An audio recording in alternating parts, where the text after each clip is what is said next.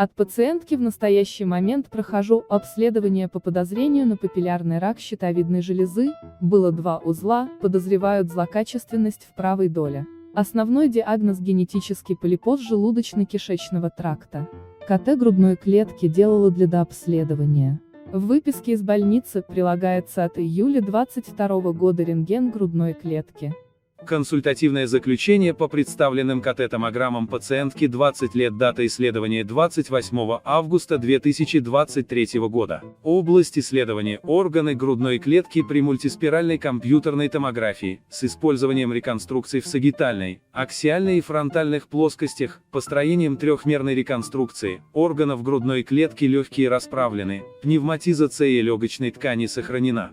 Слева в S8 визуализируется очаг многогранной формы, размером 6 на 5 на 6 мм, с минимальным накоплением контраста в отсроченную фазу сканирования. Ход и проходимость трахеи, главных и долевых, сегментарных бронхов не нарушены.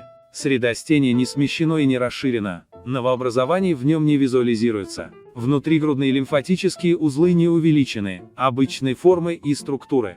Жидкости в плевральных полостях и перикарде не выявлено. Свежих костных травматических и деструктивных изменений не определяется. Обращает на себя внимание асимметрия хода ребер на уровне TH7, передне-задний размер правого легкого 184 мм, левого 156 мм. Минимально выраженные дегенеративно-дистрофические изменения грудного отдела позвоночника. Сердце, аорта без особенностей. Диаметр легочных артерий в пределах возрастной нормы. Подмышечные лимфатические узлы не увеличены. В правой доле щитовидной железы гиповаскулярный узел 8 мм, в левой 6 мм. Заключение КТ: картина единичного очага левого легкого, Ланкратс-3 узлов обеих долей щитовидной железы. Рекомендован КТ-контроль через 6 месяцев. 5 сентября 2023 года к М.Н. доцент Котов М.А. Заключение не является окончательным диагнозом и должно оцениваться лечащим врачом вместе с результатами других исследований и клиническими данными. Комментарий врача-рентгенолога: в левом легком я вижу небольшой очаг, около 6 мм.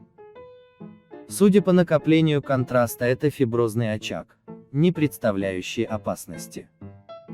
Будет иметь смысл сделать КТ-контроль через 6 месяцев, без контраста. Также в щитовидной железе видны гиповаскулярные очаги, описанные на УЗИ.